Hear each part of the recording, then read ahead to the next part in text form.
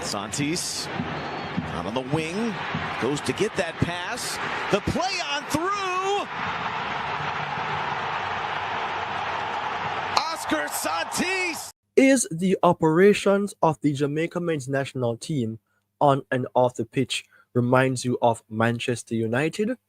Join Premier 7 right now for the big chat.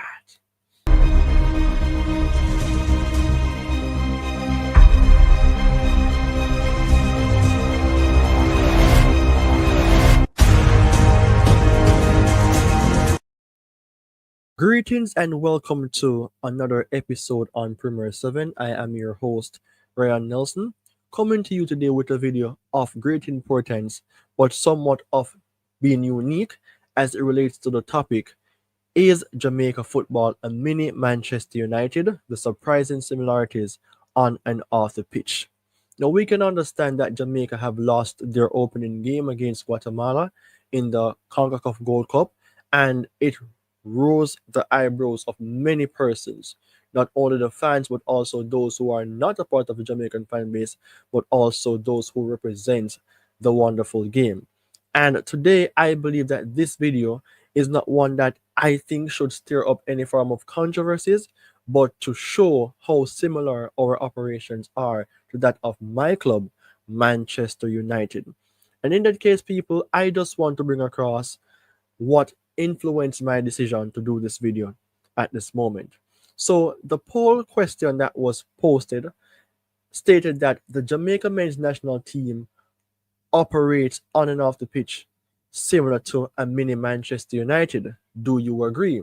And from that, I have received 112 votes, with 63% saying correct, 25% stating incorrect, 13% saying somewhat.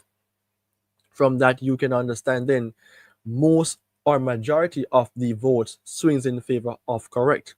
Now, I just want to show you that the poll received 4 likes, but most importantly, the comments is what I normally look at also. So Mr. Donovan Gooden states that stop comparing Reggae Boyz to Man United. And in that case, I did reply, but for me personally, he don't really understand why I decided to ask that question. Now, without that, I just have to say that Jamaica football is what we want to see becoming better. And, you know, some persons would want to point fingers here and there, but it has to be given account by someone as to why the team is not performing consistently, or if they're performing consistent, there's something still missing from the results that we are saying we can do way better. So I just want to say, before I dive into the details of the video, Premier 7 do have 1,974 subscribers. So if you're new, please go ahead and subscribe to the channel. If you are already a subscriber, then you know what to do. So we have to understand that Manchester United was once the kings of the world in football. Now a team known more for boardroom drama, mismanagement, and frustrating fans that are trying their best to find out what is taking place with the team. And most of the times, the fans are the ones who are suffering. And in that case, isn't it similar to that of the Jamaica fan base, whereas the team is blessed with a diaspora of players who comes from England, comes from elsewhere, some star names, some global support, and the potential to reach high, but yet still after years and years, the same cycle continues, underperformance. And it is questionable, no of all, can Jamaica make it to the World Cup? But we still have some chance to get ourselves fit and ready to take on such massive task. So let me just talk about the first point that I have to share, and it stems from the leadership. So the root of any football problem starts at the top. It doesn't matter what you're doing. If you're living in a household with your wife, or the opposite, if a woman is living with her husband, whoever is in charge has to be a good and firm leader. Any root cause would stems from not being a good leader. So at Manchester United, post Ferguson, the leadership has been a mess. The Glazers care more about profits than performances. CEOs come and go, such as coaches. And that leads to the club being sabotaged. That leads to the club not performing at expected levels. Now, look at the JFF. I don't know them personally, but based on what I have heard and have seen for myself, you can say almost all major tournaments, there is confusions taking place. Coaches may not be backed in the right way. Players flew in last minutes. You can remember when Bailey came out and talked about the condition of the national team. And sometimes we can understand then that even though they're trying to make things work, the vision seems quite blurry. And the leadership feels somewhat of a disconnection from the football reality. And it really and truly is causing some form of disruption in the national camps. And of course, both organizations operates like business because then again, football is business. But then again, it comes on to the fact that this is football and business and sports can work, but how? But based on what I'm seeing here for Jamaica, similar to Manchester United, there is a lot of problems, and that is a case of being a red flag. No, it's about the money. I mean, football has lost its touch in many aspects, and this is something for which I have to come out and say because at Manchester United, the priority isn't the trophies anymore. It's based on branding. So new kits every season, big names, big signings. For example, remember when Ronaldo came back to Manchester United, how much of a shirt selling superstar he was, and how many persons really and truly wanted to see Manchester United rose back to stardom, but it was on the flip side. So in that case, football becomes a secondary consideration at Manchester United. And I mean, many persons would say then that with the JFF and Jamaica, it is no different. So almost all decisions seems driven by cost or cash making, and we have heard the stories. Players are not getting paid. Staffs traveling in poor conditions. Bonus is not settled. Instead of building a football culture, it feels like the federation is chasing the ching chings, the dollars. So Jamaica and Manchester United both are similar in terms of as you're seeing down below on the screen. And it's not a case for which we are feeling the rightful way of enjoying our football because we can feel that separation between the importance of the game versus that of the business. Now, something else that stood out based on the research shows that talent is a must, and both Manchester United and Jamaica are blessed with talent. So, Manchester United have superstar names like similar to that of the past up to now. We can remember the name of the Pogbas, the Sanchos, the Ronaldos, now the Bruno Fernandes, who has been there for a good while now, the Alejandro Garnachos, and a lot more names. And the big problem is that the team chemistry is lacking, no system, no success. And that is something we have to understand that football is not being played on paper.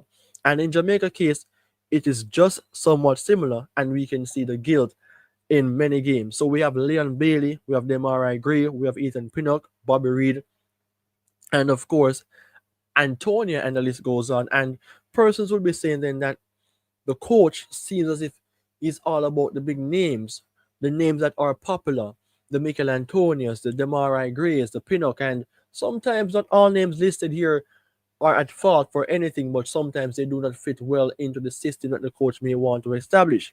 So all playing top flight football, the names listed and others as well. But when it is time for us to have that consistency linking up with the national team, it looks disjointed.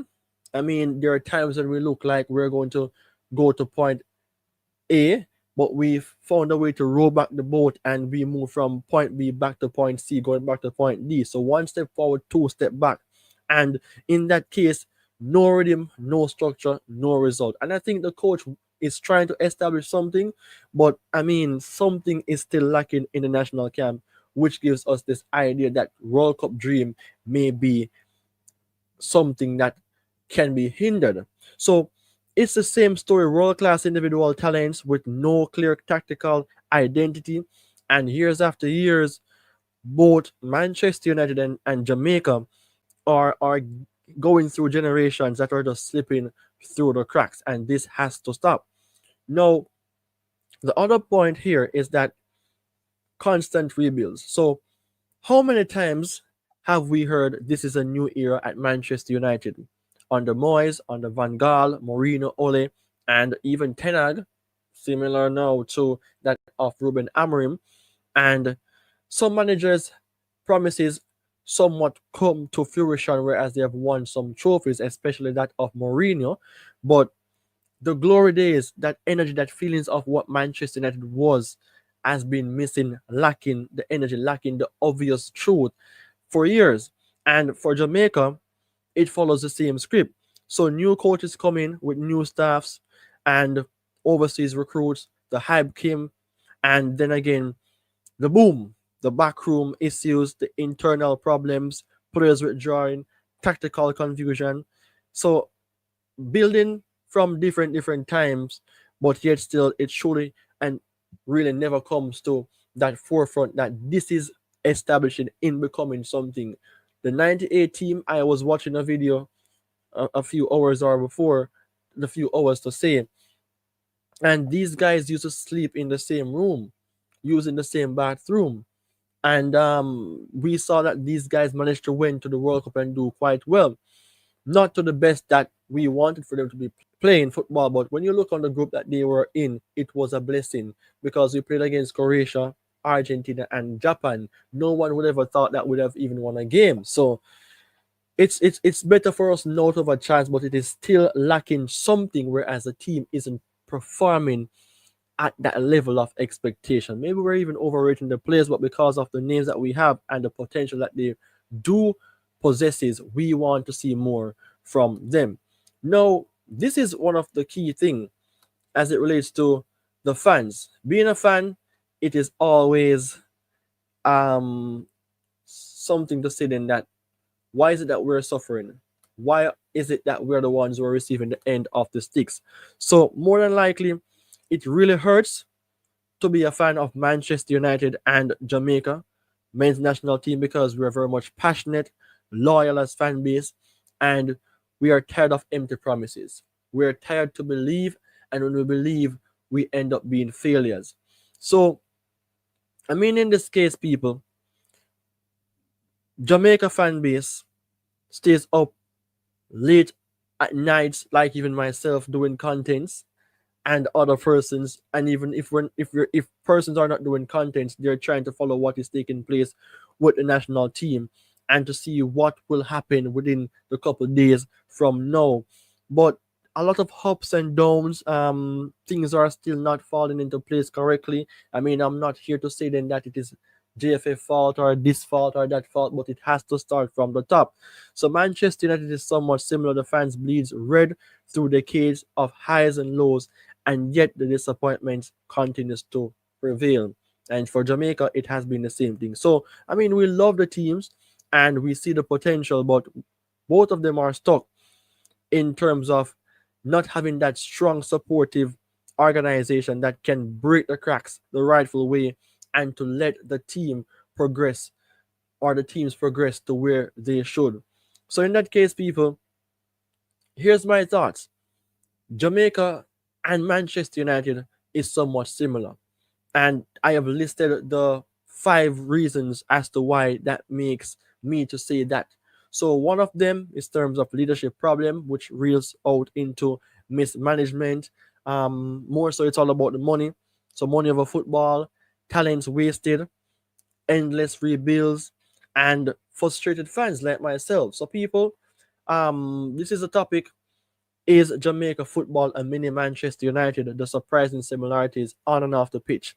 I want to know what you think about such in the comment section, because I have to just come out here and let you know what the truth is, because once it is the truth, I will not run away from it. So people, let me know what your thoughts are in the comment section. Please subscribe to the channel.